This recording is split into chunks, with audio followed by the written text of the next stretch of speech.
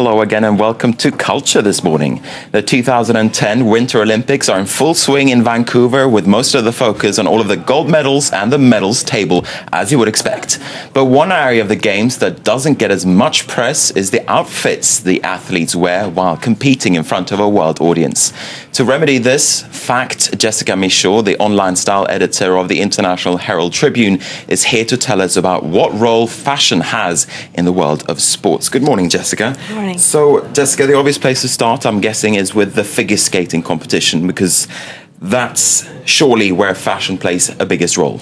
Absolutely. That's really where we're going to see fashion really have an impact. In compared to the other competitors at the Olympics, the ice skaters have a lot more boxes to tick when it comes to what they're going to be wearing as far as costumes. The costumes have to move. The ice skaters have to be able to spin, jump, and bounce without getting tangled up in the outfit that they're wearing. It also has to be breathable in a way so that they can compete without getting overheated, but also it has to be, a high-impact sport sometimes when they fall down, so it has to be, strong enough to take up with that. It also has to have a fashion sense, something that goes with the music that's being played during the competition and also the choreography. Mm-hmm. So there are a lot of elements that these costumes really have to take into account. But correct me if I'm wrong, ahead of the Olympic Games, there was some controversy with the outfits that some of the skaters were wearing or were aiming to wear. Yes, absolutely. Surprisingly, there were a couple of different fashion scandals coming up to the Olympics. Fashion faux pas, eh? Yes, absolutely, fashion faux pas. The biggest of which comes from the costumes being worn by the world champion Russian ice dance pairs, Oksana Domina and Maxim Shabalin. I think that images speak louder than words, and I think you've got to really see what this looks like. So let's take a look.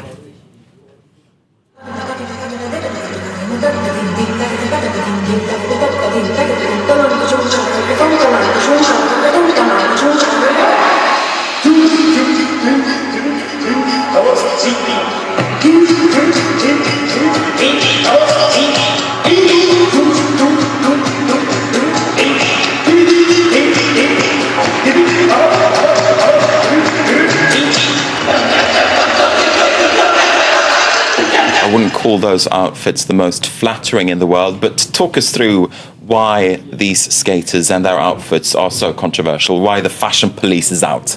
Well, in fact, it was the country of Australia that has been raising the big hoopla over these costumes. They found that they were offensive to the Aboriginal culture of Australia, so much so that to stop any possibility of maybe a risk of losing the gold at the Olympics, the two ice skaters have decided to drop these costumes for the Olympics. They're coming up with something completely new this week that's never been seen before to replace them. And quite frankly, looking at them, I think that that's a smart decision all around. Maybe it's a case of any publicity is good publicity, who knows? Maybe. But what about PETA, the anti-fur group? I heard that they had also stopped another skater from wearing what he or she wanted. Well, sort of. The American ice skater, Johnny Weir, had gotten a number of threatening letters from animal rights organizations around the world saying that if he continued to wear white fox fur on his outfits at the Olympics, there would be protests and maybe disrupting of his competition at the Olympics. And so as to not have any risks of, again, a possibility of taking a gold medal home, he's gone ahead and decided to change the fox fur to fake fur for the Olympics. He says he'll go back to fur afterwards, actually. What about, have any fashion designers come out with costumes for the figure skaters? I'm guessing that they would be a little bit more used to these kind of issues already.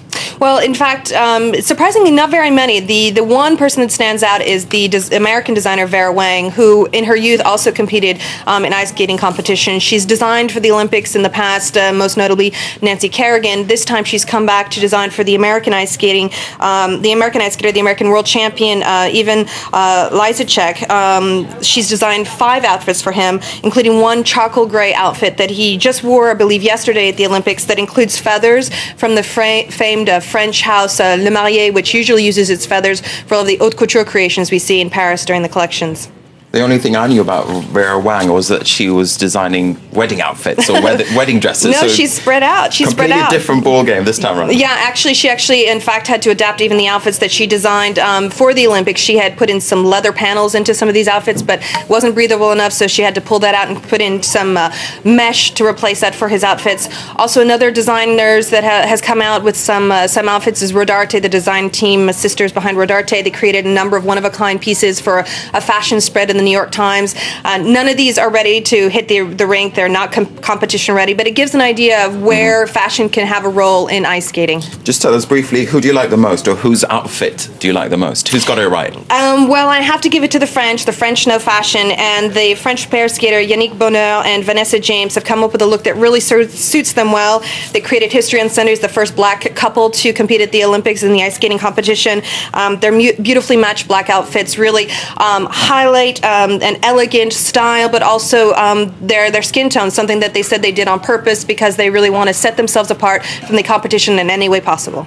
All right. Thanks very much, Jessica Michault, the online style editor for the International Herald Tribune. Thanks very much for relaying us through the fashion side of the Olympics. Pleasure. Let's move on now. The tranquil town of Luang Prabang in northern Laos has been holding its second international exhibition of photography, organised by the French photographer Françoise Huguier. The exhibition featured dozens of photographers from Laos and around the world, including Rasi, a Lao-born artist who spent 20 years in exile here in France. It's the second Luang Prabang International Exhibition of Photography, a unique occasion for different photographers and cultures to meet. The guest of honor is Rasi, the photographer of the unfathomable. He is a veteran photographer who found his passion at a very young age. He has come here to share his vision with the public, both young and old. It's coming from my inner self. It's deeper than my subconscious. It feels like a burning desire. Heat and light are the key elements of Rasi's art, and his art is an obsession that drives him even in the streets of Luang Prabang, an ancient city of Laos that he is rediscovering. It's like a little diamond. A little diamond of the north, which radiates light and reflects it around the world. As for this exhibition, it's also the same. It's all about light. This light is coming from afar. It crosses the empty space. It's intergalactic. And it comes right to us. Rasi is also a photographer of the exiled. He spent more than 20 years in France, so his period of exile has strongly influenced his work. His black and white pictures are perhaps a reflection of his soul.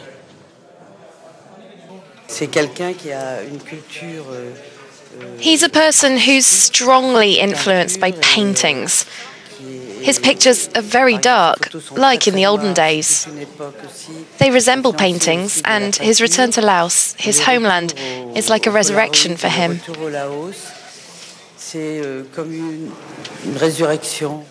On the bank of the Mekong River, Rasi meets his daughter, an art expert living in Berlin. She has both a professional and an emotional opinion of her father's work. I believe his pictures are very obscure, very somber. I think he hides a lot behind all the darkness. Yes, she's right. I want to hide things. All my pain. When I was in Paris, I was like a Mekong fish that was plunged into the sea. The unfathomable darkness of Rasi's art perhaps comes from his memories of exile.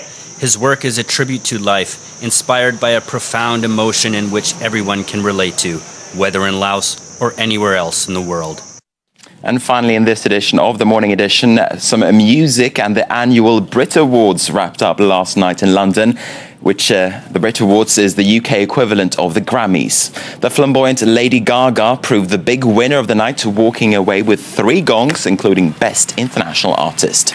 As usual, she also wore a remarkable outfit, as you can see there for yourselves. Now, this year's Brits were a female-dominated affair overall, featuring performances from Lily Allen, who won a Best UK Female Solo Artist, and Florence and the Machine, who picked up the Brit for the Best Album. And with these pictures, we're going to leave you now here at the Morning Edition. Thanks very much for watching France 24, and we'll bring you more headlines in just a few minutes. Stay with us.